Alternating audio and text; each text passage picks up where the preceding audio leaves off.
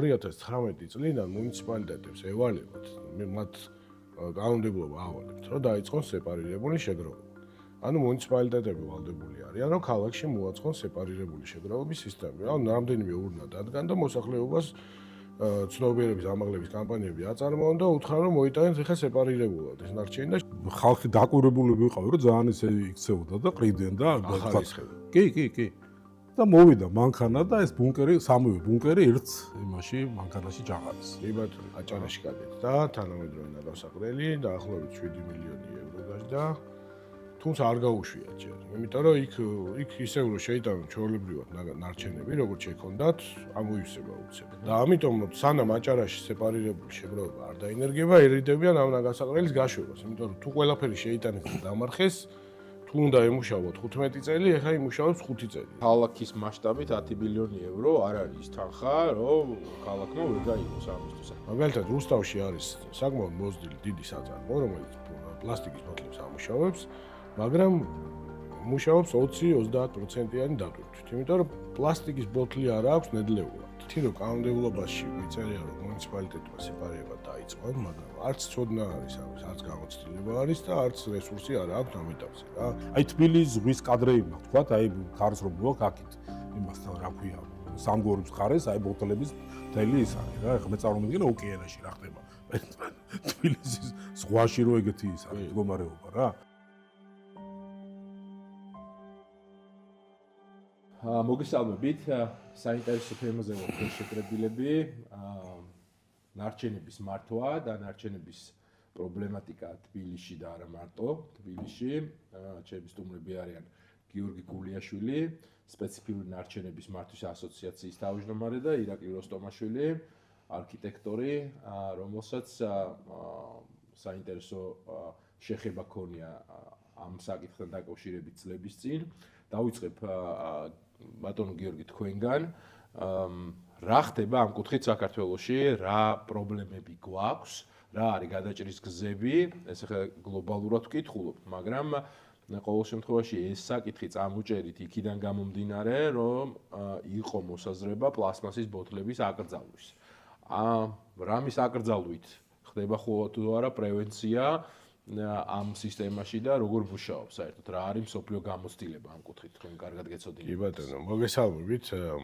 ძალიან საჭიროებო საკითხი არის, ზოგადად ნარჩენების პრობლემა წვავე დგას მარტო ჩვენ ქვეყანაში არა, მსოფლიოში, მაგრამ ჩვენ ქვეყანაში განსაკუთრებით, იმიტომ რომ ჩვენ არ გვაქვს თანამედროვე სისტემები ჯერ კიდევ. რა ეს დახარისხებას არ ვაკეთებთ ნარჩენების და მთავარი პრობლემა სწორედ ეს არის. ნარჩენები შეიძლება დავყოთ სხვადასხვა კატეგორიებად, ხო? არის საკუთრება ნარჩენები, რომელსაც ყველაზე დიდი რაოდენობით წარმოქმნით ყოველდღიურად. აქ შედის აი ეს შეფუთვის ნარჩენებიც, ხო? რასაც ვეძახით, აი პლასტიკის ბოთლი იქნება ეს თუ ცელოფანი იქნება თუ ქაღალდი და ასე შემდეგ, ხო? ყოველდღიურად რასაც მოვიხმოთ. მაგის გარდა ბიოდეგრადირებადი ნარჩენები არის, საკვების ნარჩენს რასაც ვეძახით და არის სპეციფიური ნარჩენები უკვე სხვადასხვა, ვთქვათ, ინდუსტრიიდან გამომდინარე, ხო? მაგალითად, ხოდო მთავარი პრობლემა არის ის, რომ ჩვენ გვაქვს ნარჩენების მართვის კოდექსი 2015 წელს მივიღეთ და ეს არის ევროკავშირის ასოცირების შეთანხმებიდან გამომდინარე მიღებული დოკუმენტი და საუკეთესო პრაქტიკა არის განმოღებული. რეალურად ჩვენი ნარჩენების მართვის კოდექსი ასახავს ევროპულ კანონმდებლობის ანარეკლი არის რა, ფაქტიურად იმ პრინციპებზე არის დამყარებული, რაც ევროპაში არის, ხო? და მე ამ კოდექსში წერია, რომ ეტაპობრივად ძალაში უნდა შევიდეს რაღაცები, რა, რაც საშუალებას მოგცემდა, რომ გავაუმჯობესოთ ჩვენი ნარჩენების მართვის სისტემა საქართველოში. ხო და ერთ-ერთი პუნქტი არის, რომ 2019 წლიდან მუნიციპალიტეტებს ევალებათ, მათ კანონმდებლობა ავალებთ, რომ დაიწყონ სეპარირებული შეგროვება. ანუ მუნიციპალიტეტები ვალდებული არიან, რომ ქალაქში მოაწყონ სეპარირებული შეგროვების სისტემა. ანუ რამდენიმე ურნა დადგან და მოსახლეობას ცნობიერების ამაღლების კამპანიები აწარმოონ და უთხრან, რომ მოიტანეთ ახლა სეპარირებულად ეს ნარჩენი და ჩაყარეთ ამ ურნებში. მე ამათ ფონდში შეაგროვონ და მოახდინონ ამის უტილიზაცია. თუმცა ირაკლიმ მოყვა ერთხელ მახსოვს ამ სეპარირებულ ნაგავთან დაკავშირებით. მოყვე? ხო. ესე იგი, ჭავჭავაძის გამზირზე, ნუ იქვე ახლო ცხოვრობ, საემბის ეკლესიის პირდაპირ იყო ეგეთი სეპარირებული 3 სხვადასხვა ფერის ბუნკერი, სადაც უნდა ჩაყრილიყო პლასმასის ისა, საყოფაცხოვრებო ნარჩენები და თქვა ქაღალდი რაღაც. ხო და ნუ იქ დილაობით მიწევს ხოლმე ძაღლს ვასეერდებ დილით და ერთხელაც შევესარეეგეთ ფაქტს. სულ თან სხვათა შორის აი ხალხი დაკვირვებული ვიყავი, რომ ძალიან ისე იქცეოდა და ყრიდნენ და კი. და მოვიდა მანქანა და ეს ბუნკერი, სამივე ბუნკერი ერთ იმაში მანქანაში ჩაყარეს. კი ბატონო. ეს არის აი რაღაც თვალთ მაქცობის რაღაცის ისა რა. ხო, ნუ მაგაზე პასუხი რა იყო, იცით, კითხვა დაისვა რა, ეხლა ბევრგან იგი სხვაგანაც იქნებოდა დარწმუნებული მართლმადიდებლობა და ნუ ეს კითხვა დაისვა, რომ ბოლო რისთვის დაგით ეს ცალ-ცალკე რომ ეს იმისთვის არისო, რომ მივაჩვიოთო რას? მოსახლეობა, რომ დახარისხების კულტურის ის მეზონს რომ მივაჩვიო? ხო, არა, ეს ხო უკვე შედეგს იძლევა, კაცო, ხე მოსახლეობა სხვა არ არის. ანუ თუ მოსახლეობა ახარისხებს და მე აღმოჩნდება, რომ ყველაფერი ისე ნაგავსაყრელზე მიდის, მაშინ კი. ბოროტი ხუმრობა, ხო, ეს არ არის. არა, ეგ არის მასხრად აგდება, რაღაცა ისეთი ის არის რა, რომ ხო და ნუ ამას უკვე შედეგი მოაქვს რა რეალურად.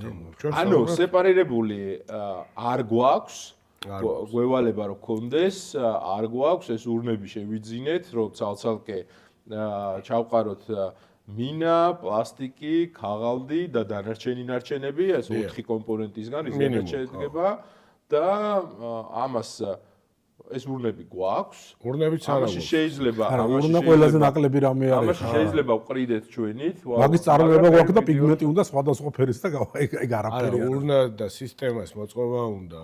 ეს როგორ არის, ცით ყველა ქალაქმა თავისი სისტემა უნდა მოაწყოს რა და ეხლა რო აგიხსნათ როგორ მოქმედებს ეს. ანუ ჩვენ ჯერ კიდევ გვაქვს ნაგავსაყრელები რა და ეს ნაგავსაყრელები არის დაახლოებით 45-ზე ცოტა მეტი ნაგავსაყრელი გვაქვს.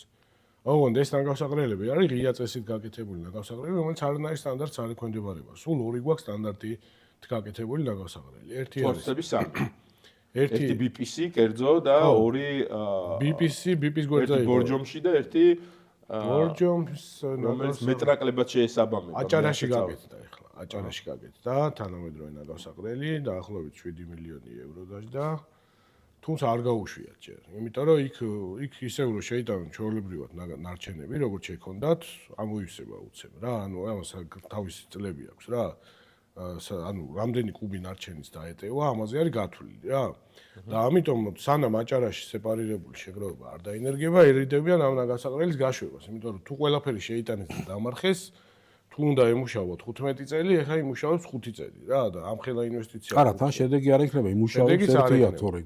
ისევ თვალესახვევით არის თორე.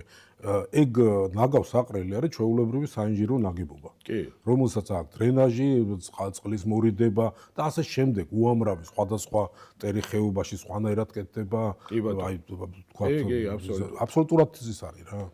კი, მაგას აქვს თავის სტანდარტები, მოკლედ და თავარი პრინციპი ის არის, რომ ნაგავს რო შიგნით რო შეიტან, მერე ეს ბიოდეგრადირებადი ნარჩენები იწყებს ლპობას, იხსნება და მერე ეს ნაჟური წყლები ჩადის მიწისქვეშა წყლებში. ეს სოფლიო ბანკის დაფინანსებით. ხო, ეს EBRD-ის დაფინანსებით. კი. ხო და უყურეთ, ხო და ამ თანამედროვე ნაგებობას, რასაც ჩვენ ვიძახით ახლა სტანდარტებით თუ არის აშენებული, ხო, აქვს ქვემოთ აქვს საიზოლაციო ფენა და ის აღარ ხვდება ნიადაგში, მერე სპეციალური სისტემები აქვს შიგნით, რომ ეს ნაჟური წყლები ისევ გააფრქვიოს ზემოდან და საბოლოო ჯამში ჩაორთქლებოდ. მოკლედ მთელი პრინციპებზეა დამყარებული რა და თუმცა იაფი არ ჯდება, ხო, უყურებთ, რომ ძალიან ისეთი რა, საკმაოდ ძვირი სიამოვნებაა რა, ანუ დაახლოებით 10 მილიონი ევრომდე ჯდება, როცა რაღაცა ისეთი ნაგავსაყრელს აკეთებ. მაგრამ ქალაქის მასშტაბით 10 მილიონი ევრო არ არის ის თანხა, რომ ქალაქმა ვერ გაიღოს ამისთვის. ხო, არა, თბილისის უფრო მეტით დაждდება. ანუ ზომიდან გამომდინარე რა, ეხლა ყველაზე დიდი რაოდენობით ნარჩენები თბილისში წარმოიქმნება, ალბათ ქუთაისში შემდეგ და მერე უკვე აჭარაში ალბათ, ხო? ნუ ზომიდან ავიღოთ რა მოსახლეობის. ხო და ანუ ჩვენ მივედით იქამდე, რომ ესე იგი მუნიციპალიტეტს ევარდება სეპარირებული შეგროვება, მაგრამ ვერ აკეთებს, იმიტომ რომ კარგი თბილისმა შეიძლება გააკეთოს პირობითად და აქვს ბიუჯეტი, ხო? მაგრამ აი მაგალითად არ ვიცი, ავიღოთ ახმეტა, რა, ახმეტას ბიუჯეტი არ აქვს, რომ თუმცა ახმეტა პატარა მუნიციპალიტეტია, მაგრამ ნუ პირობითად ვიძახი რა. ან რაღაცა პატარა ქალაქი კიდე რომელიმე რა. ხო და ნუ პრობლემა არის ის, რომ ჯერ ერთი არ აქვს ეს არიციან როგორ მოაწყონ ეს ინფრასტრუქტურა. და მე რო შეაგროვონ რაღაცა ხო უნდა გავუკითხო ამას რა. ანუ ჩვენ ხო სახელმწიფო საწარმოები არა გვაქვს და არც უნდა გქონდეს, ხო? ეს ბიზნესი არის და გადამამუშავებელი უნდა იყოს ბიზნესი რა. ეხლა რეალობა არის ესეთი, რომ მაგალითად რუსთავში არის საკმაოდ მოზრდილი დიდი საწარმო, რომელიც პლასტიკის ბოთლებს ამუშავებს, მაგრამ მუშაობს 20-30%-იანი დატვირთვით. იმიტომ რომ პლასტიკის ბოთლი არ აქვს ნედლეულად რა, ვერ აგროვებს, ხო ხვდებით? ანუ შეგროვების სისტემა რადგან არ გვაქვს, მას ნედლეული არ აქვს რა. ესეთი პარადოქსის წინაშე ვართ. არა და პლასტიკი არის დაახლოებით 14.9% მთელი ნარჩენის რაც არის საქართველოში.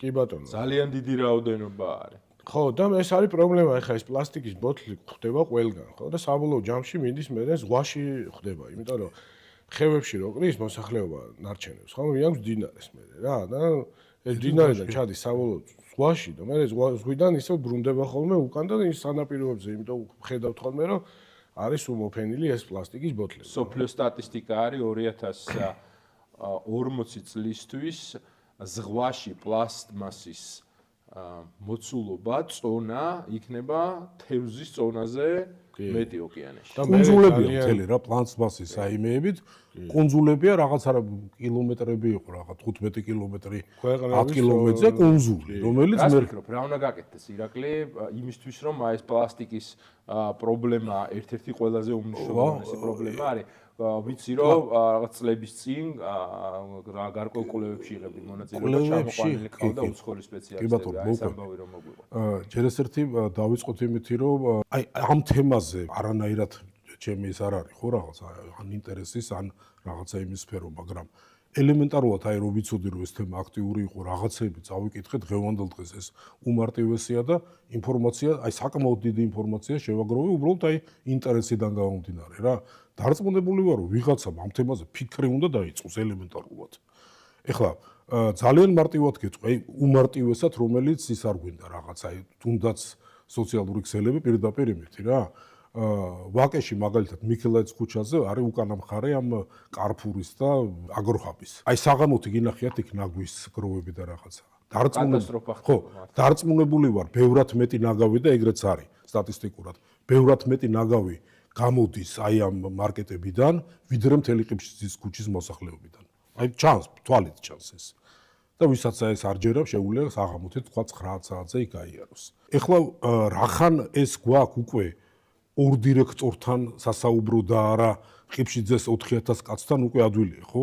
ანუ პირდაპირ დავალება რომ სეპარაცია მათმა გააკეთონ. ხო ადვილია. ესე იგი ყიფშიძის ნაგვის 2/3 არის ის.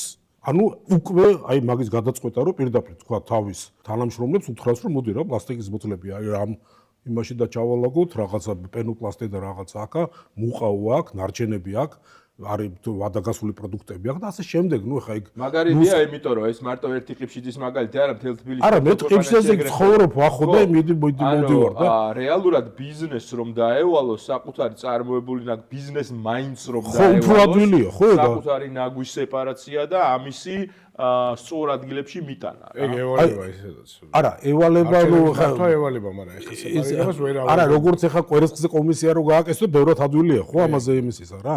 იმიტომ რომ თქვა იგივე ჩვენ მშენებლობის იმაზე ვართ, ჩვენ ეგ დიდი ხნის წინ გავაკეთეთ რომ რაღაც ობიექტზე ჩვენ მაგნიტები დემებით ვაგროვებთ ხოლმე იმას, ლურსმები და რაღაც აჭრები მეტალს, ხის როცა თქვა რაღაც კარგილებს ვაკეთებ დეტალები ხო იჭრება და რაღაცა. იმას ცალკე და ასე შემდეგ, ანუ ეგ თქვათ არავის არ დაუვალებია, მაგრამ ნუ ჩვენ იმას ვხვდით.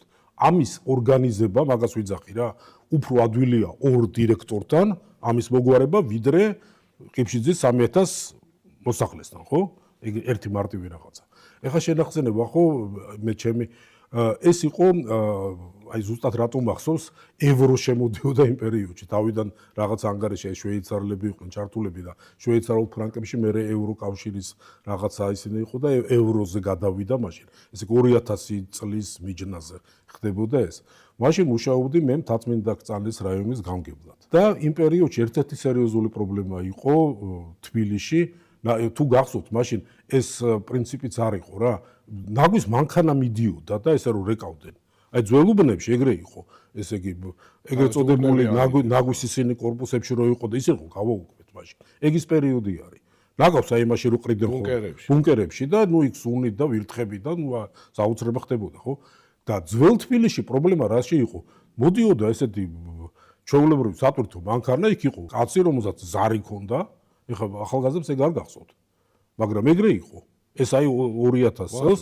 ხო შემოდიოდა და პრობლემა რაში გაგვიჩნდა ჩვენ აი თბილისის თქვა აბესაის ქუჩაზე ვერცხლის ქუჩაზე დუმას ქუჩაზე ვიწრო ქუჩები სადაც არის ну ის თან მით უმეტეს ნელ-ნელა უკვე რაღაცა მოძრავდება ამ განლათდა ქალაქი რაღაც 2000-იან სილის დასაწყისი და საცობი იყო ხოლმე რა ნაგვის მანქანა რომ მოვიდა სანამ ყველა მეზობელი იქიდან აქვია აზბეკოვიდან ჩამოიტანა და რაგავს და აგადაყრიდა და იმაშვებოდა ну საცობი იყო ხოლმე რა ანუ ეგ პრობლემა დადგა მაშინ მერიაში და ამ თემაზე მე ბიზნესიდან მისული ვიყავი და რაღაც პარტნიორები მყავდა შვეიცარიელები რომელსაც ეს ამბავი მოუყევი და უთხოვნ უთხარი რომ ჩვენ ფული არ აქვს და ნუ იმათაც ძალიან კარგად იცოდნენ და ერთმა ჩემმა პარტნიორმა ჩამოიყვანა ეგეთი ლიხტენშტეინში არის ძალიან დიდი ალბათ თქვენ გეცოდინებათ დიდი კომპანია ჰოვალი რომელიც არის ну ლიდერი არის აი ეხლა ალბათ საერთოდ კოსმოსში არის ლიდერი არის აი ამ ნაგვის გადამამუშავებელი აი ტურბინების და წყლის და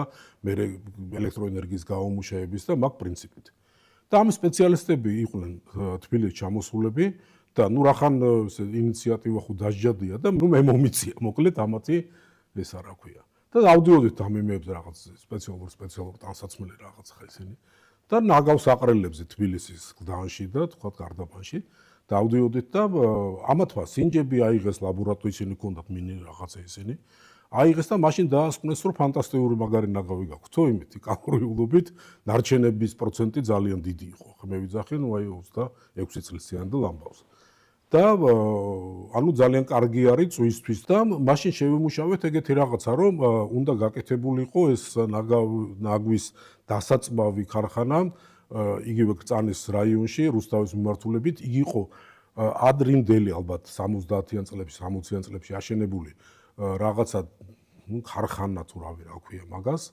სადაც შედიოდა ნაგავი როგორც ჩანს ექსპერიმენტული ის იყო და გაზით მაშინ გაზ ფასი არ ქონდა როგორც ჩანს და აი ამ გაზით იწვებოდა ეს ან უტილიზაცია ხდებოდა ამ ნაგვის და ის ადგილი უკვე ნუ აპრობირებული იყო ნუ სატრანსპორტო კარკასზე იყო თქვა აი მისვლით და რაღაცა და მაშინ იყო აი მოსაზრება იმათვე ეს პილოტ პროექტი რაც გააკეთეს იყო ეს რომ აი ქონდა განთავსებულიყო ნაგვის გადამამუშავებელი ქარხანა ეხლა ცოტა გამიგზავნა მაგრამ მანდ იყო ეგეთი რაღაცა რა იდეა რაში იყო ჯერ ერთ-ერთი ყველაზე მთავარი იყო მობილურობა იმიტომ რომ თბილისის ნაგავს აყრელების საშუალო ცენტრიდან არის წინ და უკან მანძილი იყო 50 კილომეტრი პირობითად რო ავიღოთ თქვა თავისუფლების მოედნიდან იქამდე 25 იქით 25 აქეთ ანუ ერთ მანქანას თქვა დღეში 2 რეისს თუ გააკეთებდა კარგი იყო თუ ახლო მანძილზე კეთდება ანუ თუ ესე იგი ბევრად ეფექტური და ბევრად მობილური ხდებოდა ტრანსპორტირება ამის გატანა ესე იგი ერთი მანქანა აკეთებდა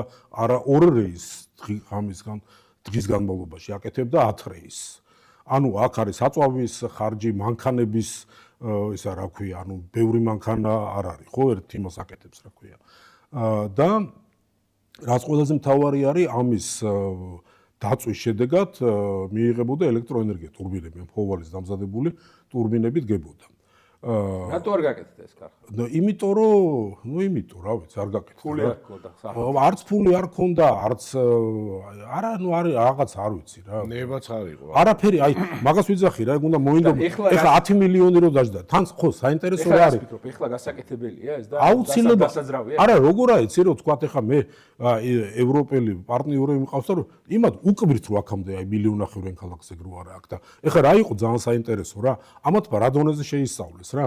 აი ეს ქარხანა ეს რო იწვებოდა ეს ისა იკეთებოდა და მე შეისწავლეს იმ ზონაში რა ობიექტები იყო და იქ კრწანის თქვა აი გორგასლის ბოლოში არის რეზოს უარყოფითიანების სამშობიარო რომელიც სტრატეგიული ობიექტი იყო გვარდიის რაღაც სამმართველო იყო შინაგან საქმეთა სამინისტრო პენიტენციალური დაწესებულება ანუ ისეთი ობიექტები რომელსაც აი ისეთი გარანტირებული კვება და რაღაცა ის იყო რა რაღაც სამინისტრო რაღაც უწყებები ისეთი პურის ქარხანა სტრატეგიული ობიექტები მე მგონი მაცივარი იყო რაღაც სადაც სტრატეგიული რეზერვების ის იყო ანუ ეს ობიექტი მიბმული იყო პირდაპირ ნუ იმის კვებაზე ელექტროენერგიის მომარაგებაზე, კი.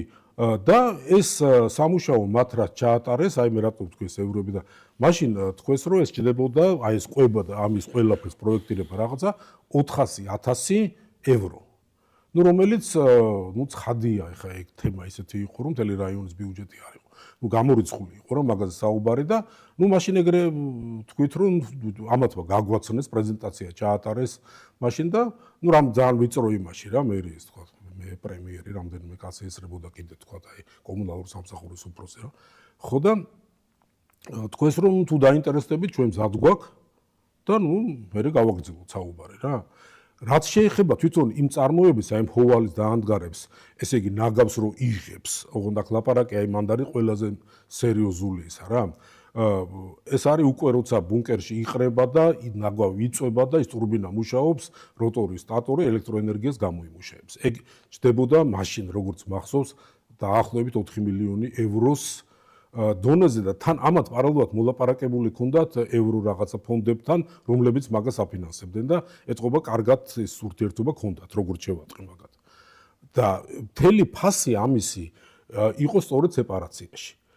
ესე იგი თქვა თუ მარტივ დანადგარს აკეთებდი აი პირდაპირ მიდიხარ და ასე თქვა აწევა ამ საბარგულს და ჩაყრი ნაგავს მერე და ეგეთი იყო კაიროში თქვა ამათი აშენებული რომელიც რაღაც 1000 კაცი მუშაობდა ნუ სპეციალურ ტანსაცმლით და იმ ნიღაბებით და არჩევენ თქვა ქაღალდს აქით ეს ნაგავი ერთად შედის მაგრამ სეპარაცია ხდებოდა იქ და აი მაგალითად ვენაში რომელიც არის ნუ ქალაქის ცენტრის ცენტრში ცნობილი პროექტია და ცნობილი ჰოვალის გაკეთებული ქარხანა ეგეც იქ საერთოდ არის ყველაფერი ავტომატიზირებული ესე იგი ულტრა დასხიებებით და წყლის ჭავლებით და რაღაცეებით ხდება სეპარირება ამისი სულ თავიდან ბოლომდე იმაშობა და ეგ არის ძალიან ძვირი ანუ რაც უფრო მეტი არის თქვათ ტექნოლოგია და ადამიანის შრომა დღეს გაცილებით განვითარებული იქნება ეს ტექნოლოგია ნუ ალბათ ხო გეუბნები ხა ხელოვნური ინტელექტი 25 წლის განმავლობაში ხა ჰოვალი რას გააკეთებდა ლიხტენშტაინში ხა ნუ ის ქარხანა რაც თვითონ შენობა და რაღაცა იყო ნუ არ ვიცი რა აი შოუში რო რაღაცა ეს ააშენო ბროლის კოშკი რაღაც ეგეთი შენობა იყო თვითონ ის რა ქვია საოცრება იყო რა როგორ შეიძლება რომ ასე ვთქვათ რა არის გადამწყვეტი ფაქტორი იმისი რომ არ ვიცი ხა 10 მილიონი ევრო არ მეჩვენება ისეთ თანხად ანუ როცა სახელმწიფო ბიუჯეტზეა საუბარი და ესეთ დიდ გლობალურ პრობლემაზე არ მგონია რომ იყოს ისეთი თანხა რომელიც ქალაქმა არ უნდა გაიღოს ასეთი დიდი პროექტის გასაკეთებლად. რა გვიშლის ხელს, რომ გადავწყვიტოთ ეს პროექტულება და გავხდეთ ევროპული ქალაქი ნარჩენების მართვის თვალსაზრისით. მე გეტყვით, ანუ უყურეთ, აქ არის მიდგომაზე საუბარი რა. ერთი რომ კანონმდებლობაში გვიწერია რომ მუნიციპალიტეტმა სეპარირება დაიწყონ, მაგრამ არც ცოდნა არის ამის, არც გამოცდილება არის და არც რესურსი არ აქვს ამ ეტაპზე რა. არც სურვილი კიდე. არც სურვილი, ხო? ნუ ესეც ხო, ნუ სურვილი პირველი სურვილი არის რა. სურვილი თუ გაქვს, ყველაფერს გააკეთებ ალბათ, ხო? კვლევებიც ჩატარდა იქ რაღაც დაქირავებული ყავდათ, მათ შორის EBRD ეხმარებოდა და 1.5 მილიონი დაჭდა კვლევა, რომ როგორ შეიძლება სეპარირება გაიმართოს თბილისში, ხო? პირობითად, მაგრამ უყურეთ აქ თავარი არის, რომ დღეს ყველაზე ეფექტური ნარჩენების მართვის სისტემა არის წარმოებლის გაფართოებულ ვალდებულებაზე, რა. და მთელ სოფლიოში ეს ევროპაში დაიწყო წლების წინ 90-იანებში დაიწყეს ამაზე საუბარი და მე კანონმდებლობა მიიღეს და ევროდირექტივები არსებობს ბევრი ნარჩენის მიმართულებით. მაგალითად, საფრანგეთში არის 27 ნარჩენის ნაკადზე აქვს წარმოებლის გაფართოებული ვალდებულება. ანუ სიგარეტის ნავწოვებზეც კი არის. სიგარეტის ნავწოვს ქუჩაში ვერ დააგდებ, თუ ერთ საფერფლეში ვერ ჩააგდებ, სპეციალური ყუთებია და იქ უნდა ჩაყაროთ, ხვდებით? ანუ მაგდონეზე არიან უკვე. ეხლა მატრასებზე დაიწყეს იქ ტანსაცმელზე, ხო? ტექსტილზე და ასე შემდეგ. იაპონელები არიან ყველაზე წინ მაგ იმას, საერთოდ იაპონელები კი. მაგის urna არა აქვს, ყველაფერი ცალ-ცალკე. ხო და მოკლედ ეს არის მოდელი, როცა ბიზნესი არის პასუხისმგებელი. შენ რო აწარმოებ რაღაცას, თან უნდა შექმნა სისტემა, რომ ეს ნარჩენები შეაგროვო და მე ისევ გადაამუშავო და გამოიყენო ნედლეული. რა აქვს ორი დანიშნულება აქვს. ერთი რომ ნარჩენები ნაგავსაყრელზე არ მოხდეს და არ დავაბინძუროთ გარემო და მეორე რომ ეს რესურსი გამოვიყენოთ. თან ცირკულარული ეკონომიკის მოდელებზე არის საუბარი რა. იმიტომ რომ ძალიან უამრავ რესურსს ვკარგავთ რა ჩვენ ხა რეალურად რა. წარმოიდგინეთ რომ ყველაფერი ხო ანუ ჩვენ ხო საბადოებიდან მოიპოვებთ თქვათ რაღაცეებს ხო?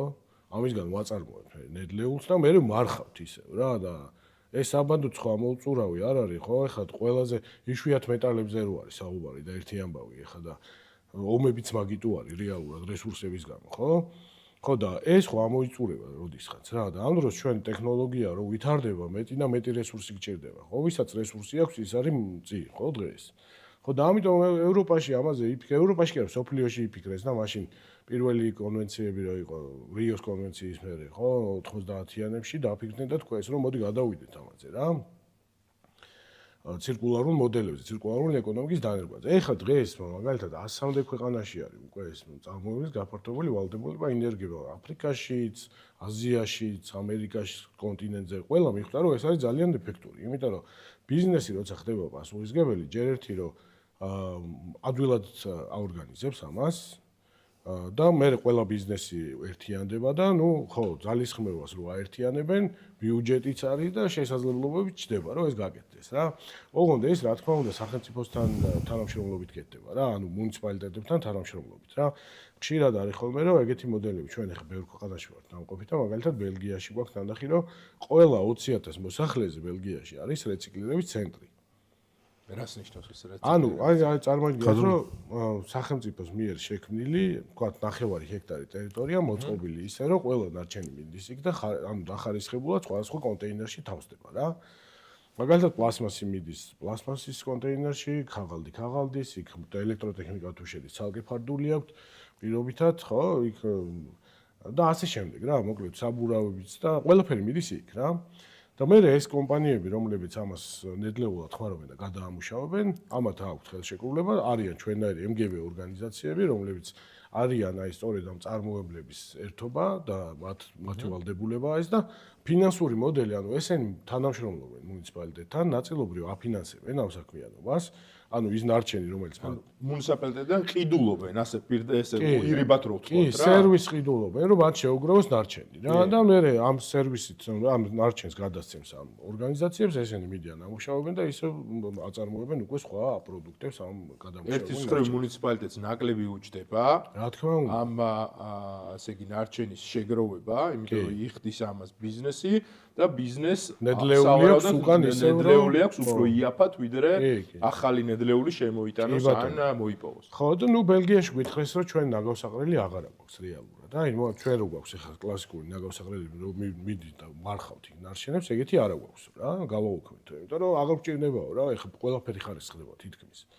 არის ერთი სახიფათო ნარჩენების ნაგავსაყრელიო, რომელიც მაგალითად ისეთი ნივთიერება რომ არც დამარხვა შეიძლება და ვერც ამუშავებენ, ეგეთი შედის და იქ საწყობდება რა რეალურად მომავალში რომ იქნებ რამე ტექნოლოგია გამოვიდეს რომ გადაამუშავოს. დანარჩენი ყველაფერი მუშავდებაო და ესეთი მოდელები არსებობს. ეხლა დაწვაზე რო საუბრობთ, მაგალითად შვედეთს აქვს ეგ მოდელი, რომ თლიან ნარჩენების სეპარირება მაინც ხდება რა, იქ იმიტომ რომ ეს პლასმასის არა, ყველაფერი არ იწובה, ფერადი ლითონების სხვაგან მიდაბა. ლითონები, პლასმასი არ იწובה, ხო, ეს უნდა დაახარისხო. თუმცა 60-70% ნარჩენების იწובה შვედეთში და შვედეთს უკვე ნარჩენები ამოეწურა და ის ძველი ნაგავსაყრელები გაახსნეს და იქიდან ამოიღეს ნარჩენი რომ დაეწვა წარმოიდგინეთ და მე წავიდნენ და მეზობელი ქვეყნებისგანაც მიაქვთ ნარჩენი რა ერთი ჩვენგანაც იქ აკეთებენ მე კარგი კალორიული ნაგავი ხო ხო ძალიან მაღალი იმითი წნევით იპრესება მე თქვათ აი ეს ტვერი რაც არის და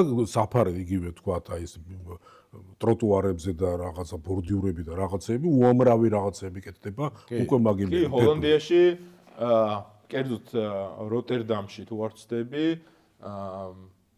ყველა ველობილიკი გაკეთებულია გადამუშავებული ნაგვით კი ბევრი რაღაცაში იყენებენ ახლა და აი ხო და ეხლა ჩვენ მივიღეთ ტექნიკური რეგლამენტები ან წარმოების გაფართოებული ვალდებულება გავავრცელეთ 4 სპეციფიურ ნარჩენზე თუმცა უნდა ყოფილიყო 6 და ეს ეგრე ქონდა განზრახვა რა და ეხლა რო ჩაიხედოთ ეს სტრატეგიაში გარემოს და სოფლის მეურნეობის სამინისტროს აქვს ეროვნული სტრატეგია რა და განვითარების 15 წლიანი არის სტრატეგია და ყოველ 5 წელიწადში აქვს სამოქმედო გეგმა და იქ ეწერა რომ 6 ნაკადზე უნდა გავრცელოთ და ერთ-ერთი იყო შეფუთვის ნარჩენები და ეს უნდა მიგვეღო 2020-ში ესეც მაგრამ ვერ მივიღეთ იმიტომ რომ ქალაქთან ქალაქის ინტერესები სხვა იყო სახელმწიფოს ცოტა სხვა ხედვა ქონდა და ვერ შეთანხმდა იმიტომ რომ თბილისი მაინც ხო ხვდებით ახლა სახელმწიფოშია ცალკე თვითმართველი ქალაქია ხო ხვდებით ამიტომ ვერ შეთანხმდნენ მოდელზე რომ თბილისის უნდოდა რომ თვითონ ემართა ეს.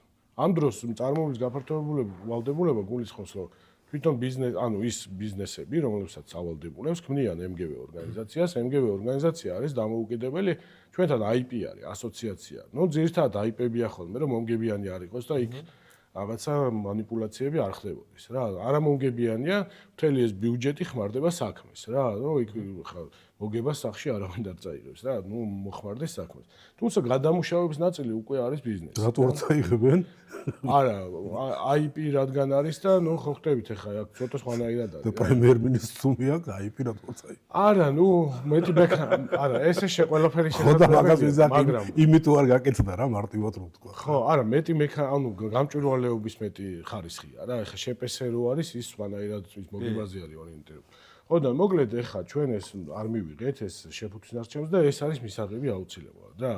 იმიტომ რომ აი თუ გინახავთ თქვენ ალბათ ყველა დავდივართ ახლა ევროპაშიც დავდივართ და სხვა ქვეყნებშიც და მინახავს რომ აი ბოთლს რო ჩააბარებ იქ რაღაცას გაძლევს ავტომატები არის პირდაპირ. ავტომატი არის, ხო, ჩააბარებ პლასმასის ბოთლს და ან ცენტებს გაძლევს, ან გაძლევს ჩეკს და მე ამ ჩეკით შედიხარ და ფასდაკლება გაქვს სუპერმარკეტში ან ჰიპერმარკეტში ან ზუსტად. აი ბავშვების მაგალითად აი ბალტიისპირეთში ვნახე ეგეთი რაღაცა ერიცხება ბალანსზე ტელეფონის. რაღაცა ეგეთი 1000 ისენია რა. ეს დასუბსიდირებული არის რა, უყურეთ და ამ დროს ბოთლს ვერ იპოვით იქ გამორიცხულია ხა. თქვენ რომ ურნაში გადააგდოთ რა ვიცი, უამრავი ხალხი იქნება, რომელიც ურნაში ბოთლს ეძებს, იმიტომ რომ ჩააბაროს და ფული აიღოს, ხო? ხო ხტებით, ანუ ეს ყველაზე ეფექტური შეგროვების სისტემაა. ხო და აი ეს ჩვენ თუ მივიღებდით ამ წარმოების გაფართოებულ ვალდებულებას შეფუთვებში, ეს პროცესი დაიწყებოდა და ბიზნესი უკვე დააორგანიზებდა ამას. ახლა ჩვენთან თუ გინახავთ Sparklos აპარატები იყო Sparshi, Sparis Xcelში. ეს ჩამოიტანეს და დაამონტაჟეს ესენი რა, ეს ბოთლის ჩასაყლაპი აპარატები რა. ოღონდ ამის უკან ის ეკონომიკა არ იდგა რა, ეს უნდა ვიღაცამ დაასუბსიდიროს და ამათმა უბრალოდ დადგეს რომ ელოდებოდნენ რომ ეს შემოვიდოდა ეს რეგულაცია და გვაქვსო უკვე და გააკოტრდა ერთ წელიწადში ვერც ამას ლოჯისტიკა უნდა, მე ეს ბოთლები უნდა შეაგროვო, წაიღო, ამას ხარჯია ყველაფერი რა. ძალიან ძვირი არის ეს ლოჯისტიკა და მაგიტო არ არის, თორე ეხლა ბოთლზე გითხარით, აგერ ქარხანა არის, მოთხოვნა აქვს და ვერ აწოდებენ ამას, იმიტომ რომ ეს ლოჯისტიკა ძვირიჯდება რა. ცალკე აღებული ბიზნესმა რო გააკეთოს. ხო და ამიტომ ეს პროცესი, აი მაგალითად ეხა ამ 4 ტექნიკურ რეგლამენტზე, რომელზედაც ჩვენ თქვით, რომ სპეციფიურ ნარჩენებზე გავრცელდა. ჩვენ შევაგროვეთ დაახლოებით 40000 ტონა 3 წლის განმავლობაში 40000 ტონა სპეციფიური ნარჩენები, რომლებიც აქამდე სად მიდიოდა, არავინ არ იცის რა. ხო და ეხა დადგა საკითხი ესე, რომ გადამამუშავებელი არ არის. თუ იქ პლასმასის ქარხანა ვერ მუშაობს, იმიტომ რომ ნედლეული არ აქვს, აქ უკვე გადამამუშავებელის პრობლემა დადგა რა. ეხლა შემდეგი ეტაპია, რომ გადამამუშავებელი ქარხნების წარმოება დაიწყოს აქ, ხო? ხო და ეს პროცესი თვითონ მოაქვს პროცესს მე ეს საჭიროებები რა და მანამდე თუ ნედლეული არ არის აქ ეს არ არის ჩვეულებრივი ბიზნესი რა ეს ნუ წარმოვიდგინეთ ეხლა რომ გადამუშავება სარფიანი ბიზნესი არის რა თუ ნედლეული არ აქვს მაშინ აზრი არ აქვს ხო და თან გრძელვადიანი ინვესტიცია არის რა და ამას ბევრი მცდელობა იყო რა რომ იქ საბურავების გადამამუშავებელი თითქოს ხან პირველი იზის წესით ჩამოიტანეს ქარხნები მე ყველა გაჩერდა საბოლოო ჯამში იმიტომ რომ ჯაჭვები არ არის აწყობილი ხო მიწოდების ჯაჭვი არ არის და პრობლემაა თუ შეიძლება ჩავრთვა რა მანდ ახლა ამაზე მართლა ნამუშევარი მაქვს ნუ მან ძალიან მნიშვნელოვანი არის აი ამას არ უნდა შეხედოს ერთი უწყების თვალით პირობითად შეიძლება თქვათ ინფრასტრუქტურის სამინისტროსთვის ეს წამგებიანია მაგრამ ქვეყნის და თქვათ აი მთავრობის და ბიუჯეტის თვალით თუ შეხედავთ ამაში ჩაერთვება ჯანდაცვის სამინისტრო ამაში ჩაერთვება ტურიზმი ამაში ჩაერთვება აი იმას რამდენი ხარჯი აქვს თქვათ ონკოლოგიურ დაავადებებზე ხო ეს ამის გამომწვევია ხო დაბინძურებული მდინარეები და რაღაცა ჩვენ თუ ავიღებთ იმას რომ გამწვანება და ეკოლოგია და რაღაცები ჩვენ თუ ჩავთავთ ტურიზმის სამინისტრო რამდენ რაღაცას აკეთებს აი მაგალითად აი ხდება ჩვენ ვაკეთებდით გიახი მზღვაელობდა თუშეთის განვითარების პროექტს და მან ერთ-ერთი მიმართულება იყო ზემო თუშეთში იყო დიდი პრობლემა ეს ტურისტები რომლებიც თქვათ დიდი ნაკადია ზაფხულში და იქ უამრავი პლასმასის ბოთლის ნარჩენები და იმის ტრანსპორტირება იმის ისა ანუ პრობლემა რა შეიყო რა? ნუ იქ მანქანის ასვლა და იმ ხალხს ხო წარმოგიდგენიათ რა არის. ნუ დღეში ერთ რეისს თუ გააკეთებდა და წარმოვიდგინეთ, პრაქტიკულად цаრიელი მოდიოდა მანქანა, ჰაერი მოქონდა ეს цаრიელი ბოთლები, ხო? ანუ ძალიან არარენტაბელური იყო. და ესე იგი, აი ეხლაც მაგაზეა ლაპარაკი, რომ არის სპეციალური დანადგარი ჩინურები, ნუ არა ძალიან იაფიღებს რა. ოღონდ მუნიციპალიტეტმა უნდა იყიდოს ეგა, რომელიც პრესავს და თქვათ აი ამ 10,000 ბოთლს ხდის 9 კუბურ მეტრს და არა 10 მანქანაში რო ჩაყარო. აი ეგეთ დონეზეა რაღაცები გასაკეთებელი. ძალიან მნიშვნელოვანია და სხვა თუ არაფერი, აი თქვენ თქვით აი ეს რენტაბელურობა და რაღაცა. ტრანსპორტირებისთვის თქვათ 10,000 ბოთლი რომ მიიტანო იმაში გადამამუშავებელ რაღაცაში გიჯდება იგივე საწვავი, რაც დაპრესილი უკვე 100,000 ბოთლი. ხო იგივეა მოცულობა და რაღაცა. ანუ ეგეთი დამოკიდებულება გონია რო არ არის. და ყველა უყურებს თავისი ვიწრო იმეთი რა ქვია. კი ბატონო, გეთახმებით, ანუ სისტემური მიდგომა უნდა იყოს. მე იმაზე ეს არის მთავრობის ერთიანი პრობლემა, იმიტომ რომ აქ არ არის მარტო რომ ბოთლი იაფია თუ ძვირი. აი თბილისის ზღვის კადრეებმა თქვათ, აი ქარს რომ მოაქვს აქით იმასთან რა ქვია, სამგორის მხარეს აი ბოთლების მთელი ის არის რა. ეხლა მე წარმოვიდგინე ოკეანეში რა ხდება. თბილისის ზღვაში რო ეგეთი ის არის მდგომარეობა რა. ეხლა ამაზე თუ გავითვალისწინებთ ჩვენ რომ აი ამის მარტო ბოთლზე ხო არ არის, ამის დასუფთავება რა ხდება, ამის თქვათ იგივე ის ზონა რო გამოუყენებელია, იმიტომ რომ ეგეთი დაბინძურებულია. აი ჩვენ თუ ჩავთვალოთ იმის სწორე თქვათ რაღაც დატვირთვას იმ ზონის, იმის მოულის სწორე მენეჯმენტს ავაწყობთ. მე ბოთლზე ნუ გადავიდეთ იმის ღირებულებას. ანუ აი ხო არ შეიძლება თქვათ ვიანგარიშო ტელეფონი რა ვერს. ეს ტელეფონი რა საქმეს გაკეთებინებს ეგ უნდა იანგარიშო. მარტო ტელეფონის ღირებულებით ხო არ შეიძლება თქვა ჩათვალო რომ ვიყიდო თუ არა თქვათ ფირმის რაღაცა ტელეფონი ძვირი. აი საქმეს მაკეთებინებს და იმიტომ აქ ეს. შესაბამისად აი აქაც ყველაზე მნიშვნელოვანი არის საბოლოო ღირებულება და საბოლოო მიზანი რა არის. ანუ მოდით შევთანხმდეთ ერთ რაღაცაზე, ხო? თელ მსოფლიოში მეტნაკლებად წესრიგდება ეს და ჩვენ ვართ ამ მხრივ ძალიან ცუდ ვითარებაში. ევროპაში ნამდვილად არ იქნება სხვა მილიონნახევრიანი ქალაქი, რომელსაც ნამდვილად არ იქნება. ამის გადასაჭრელად, გარკვეულწილად გადასაჭრელად დაახლოებით 10-15 მილიონი ევროს, ასე ვთქვათ, ხარჯი შეიძლება კონდეს ქალაქს. შეიძლება ცოტა მეტი. შეიძლება მაგდენიც არ კონდეს თუ სწორად, ანუ ხო ხდებით ახლა მე და ჩვენ რაზეც ვსაუბრობთ. აქ არის უბრალოდ უნდა კანონმდებლობის დონეზე მივიღოთ ეს. მე თვითონ ბიზნესი იწყებს დაორგანიზებას და პირობითად ეს თანხები მოდის ბიზნესიდან რა.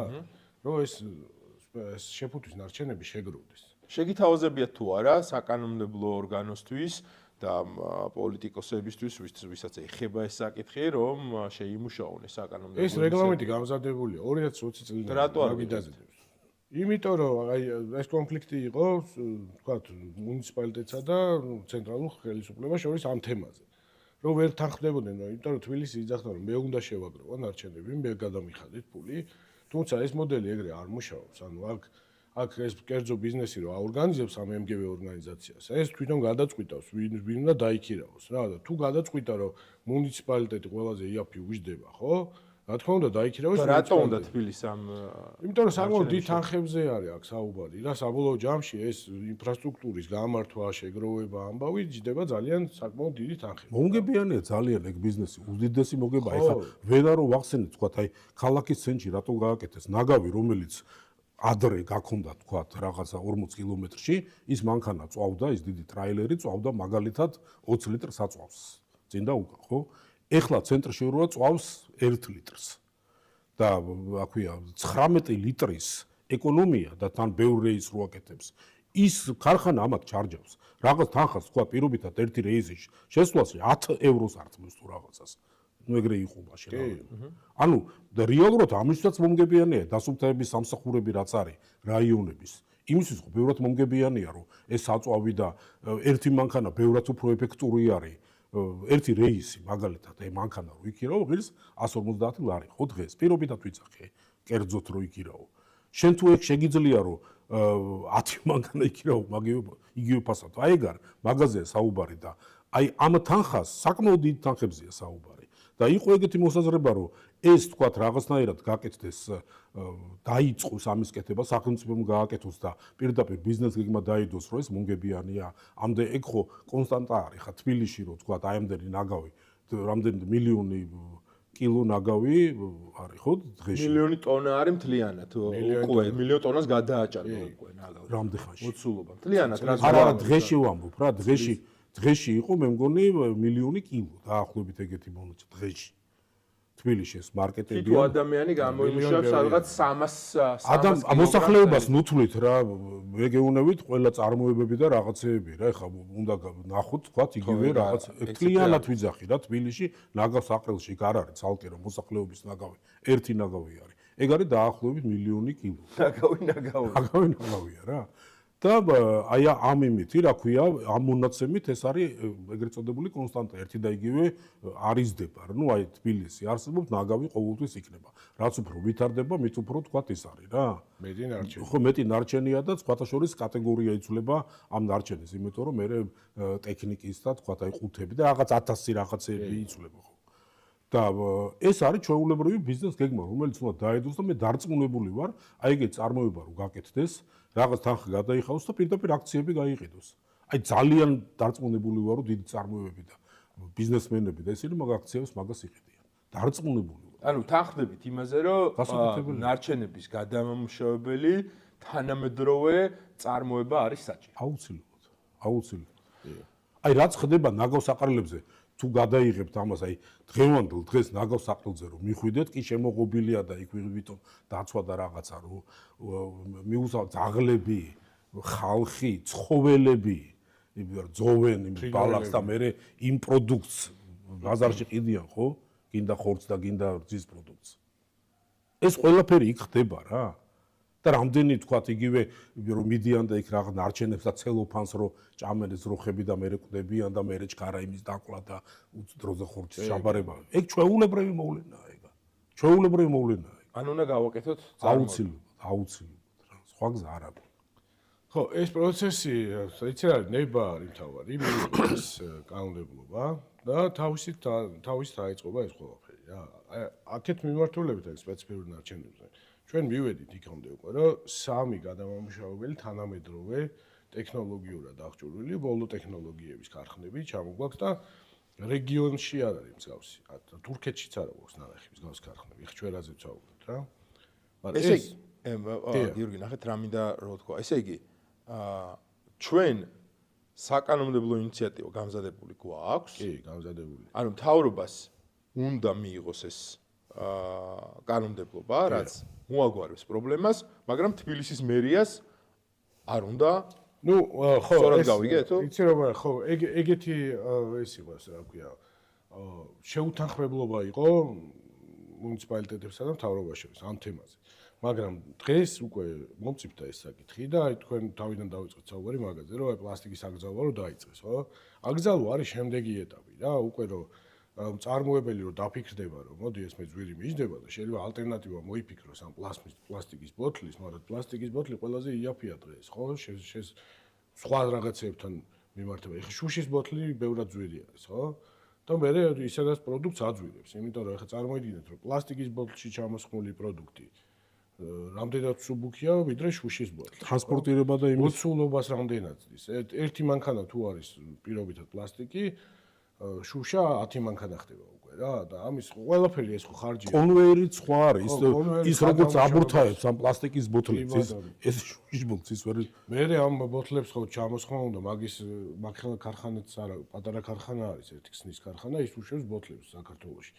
უნდა შემოიტანონ იმპორტით. ბოთლის ძირითადი ნაწილი, მინისტრის ძირითადი ნაწილი შემოდის უცხოეთიდან, ეს ხო. კი, ეგეთ შემოდის და მე როზდი შენ მოცულობას 10ჯერ და 15. ეს ალბათ თვითონაც უკვე მიხვდნენ და უკვე შეიცვალა. მაგიტომაც გადავადდა ეს, ხო და ეხლა არის დაპირება, რომ მივიღებთ ამ პლასტიკის რეგულაციას. პლასტიკის არა, შეფუთვების ნარჩენებზე მივიღებთ ამ რეგულაციას. ძალიან კარგ სიზამენ, ხო. ხო და აი ნახოთ, თუ მიიღებენ ძალიან აი სეპარაციაზე თქვა, აი მნიშვნელოვანი რაღაცაა რა.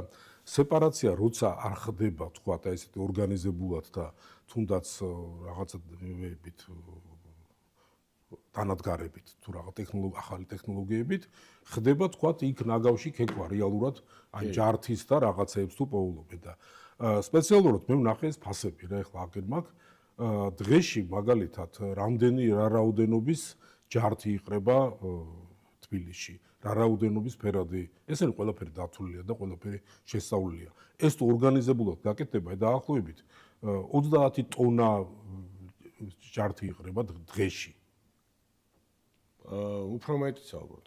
არა, ნუ აი მე გითხარით აი მონაცემები და იმისი, აი გეტყვით რა, ალუმინები და ნუ რა, აი სპილენძი მაგალითად ერთი 28 ლარი ღირს, 95 ლარი ღირს მაგალითად მელხიური და ასე შემდეგ რა, ამეების უზარმაზარი შემოსავლელი რესურსი მარხ ხო. ეხლა ამას ვერ როცა თქვათ იქ ისეთი მიუსაფარი უბრალოდ აი ისეთი ზრუნვებას მოკლებული ბავშვები არიან ძირითადად და დაღუპვის შემთხვევაც იყო და იქ-იქებიან იმ ნაგავში და რაღაცა. ხა ისინი რას პოულობენ და რა როცა ეს ხდება ავტომატიზირებული იმეები თქვათ აი მაგნიტებით და დასხივებით სპეციალური რომელიც ამ სეპარირებას აკეთებს ეს კონვეიერია. მთელი მინახია ეს კონვეიერი. კი, მეც მაქვს ნანახი ჰაერითაც ხდება. ესე იგი ჯერ მარტო აი ხაღალდი არის სველდება რაღაცა მე ჰაერით ემაშებიან ძალიან საინტერესო კი ცენტრიფუგა რომელიც თქვათ აი ძიმე რაღაცეებს გამოისვრეს და ამ შემდეგ ანუ რამდენიმე ფიზიკის კანონების მთელი ის არის რა როგორ და აი თქვათ როცა ეს ბება და რაღაცა ხაღალდი გამოდის რომლიდანაც აი უამრავი რაღაცეები აი თუნდაც შესაფუთი და თუნდაც მუხაო და თუნდაც ტუალეტის ხაღალდი და რაღაცა მეორადი მოხმარების რა შუშა რომელიც გადამუშავება რამდენჯერაც გინდა იმდენჯერ შეიძლება ხო მინის ტარა რომელიც იმსხვრება იმაშობა და მე თქვათ ის გადაბარდება. ანუ ეგეც ესეთი იყრება რაღაცეებში და უკვე წარმოებები იგივე ხანი ამას სიამოვნებით მიიღებს. ხო ეგრე დახარისხებს. აი ეგ არის და ამისი ზოგადად ამას ჭირდება რა ვიცი და დაორგანიზება და გაკეთება არაფერი არ უნდა პრობლემა. აი უყურეთ ჩვენ რასაც ვაწყდებით ხა ჩვენ ხო ეს სპეციფიკური ნარჩენებით მართლა დაგვევალა რა და ეს კანონმდებლობით არის გაწერილი და ჩვენ უნდა შევაგროვოთ მაგრამ უყურეთ არის შავი ბაზარი, არის რაღაცა ნარჩენებზე მოთხოვნა. მაგალითად აი ზეთი რო ავიღოთ რა, სამანქანის ზეთი არის. აი მეორადი ზეთია რა. და ის ზეთი არის უკვე ისედაც ხო ნავთობპროდუქტია, მაგრამ იმდენად დაბინძურებული არის ის ზეთი და იმას რო დაწვავ, წარმოიდგინეთ, აი კანცეროგენია პირდაპირ რა, ჰაერში მუშაობ და სათბურები ხმარობენ საწვავად რა. აი ღია ფეჩებში წვავენ ამას, რომ გაათმონ სათბური რა. ამ პრობლემებს ვაწყდებით რა და მე რომ მივდივართ, ანუ ამას აქვს რაღაცა ღირებულება რა.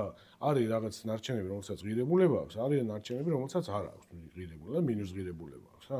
მაგალითად საბურავი არავის არ უნდა, ეხლა უბრალოდ რომ მოაცილო თანახმარო თანხა გადაგიხადოს რა.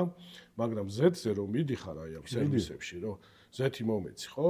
არის შავი ბაზარი, ხო, ეს სათბურების ტიპები და ვიღაცები მოდიან და ეუბნებიან, რომ მე ვიყიდი ამას 70 ეტრად რა და ძალიან მაღალი ფასი არის რა, იმიტომ რომ ჩვენ რომ ამას სწორად ვაკეთებთ, ევროპაში უნდა გაუშვათ, ექსპორტზე უნდა წავიდეს, მთელი ლიცენზიებია საჭირო გადაზიდვაზე და ექსპორტზე რა. ხო და საერთაშორისო ფასი არსებობს ამის რა და იქ არის 10 ცენტი რა, წარმოიდგინეთ, ფასი არის 10 ცენტი. 1 litrზე. 1 litrზე აქვს 70 და ლარი ხდება ხოლმე ზამთარში რა, როცა, იმიტომ რომ ეხა საწვავი რა 3 ლარი ის, ხო? ეხა დიზელის მოხმარებას ურჩევნია ზეთი დაწვას ან გაზის ძვირი ვიდება რა. და ამიტომ იხდის რა, მაღალ ფასი ხდის და მე ჩვენ მაშინ პროდუქტი ძვირდება უკვე რა, იმპორტიორი იძახის რომ მე გავაძვირ. თქვენ თუ დიდი თანხა უნდა გადაგიხადოთ ამის შეგროვებაში. ამიტომ აღსრულებასაც ძალიან დიდი მნიშვნელობა აქვს რა და ჩვენ ეს პროცესები დაავიწყეთ ძალიან ისე რა, მე შევეცადეთ რომ ეს შავი ბაზრის მოთამაშეებთან რაღაცა თამაშის წესები ჩამოგვეყალიბებენ, დაგვექირავებინა ეს ხალხი, ვაგროვებთ, არა ჩვენ მოგვიტანეთ პირობითაც და ჩვენთან ითანამშრომლობთ რა ლეგალურად. მაგრამ არ უნდათ, იმიტომ რომ მიჩვეულები არიან უსაბუთოდ აკეთებენ ამას. იქ გადასახადებს არის. თქვენ იხდით ამაში 20 თეთრს და შავი ბაზარი იხდის 70 მიდის. წვავს იმაზე, რა ქვია, სათბური ამას.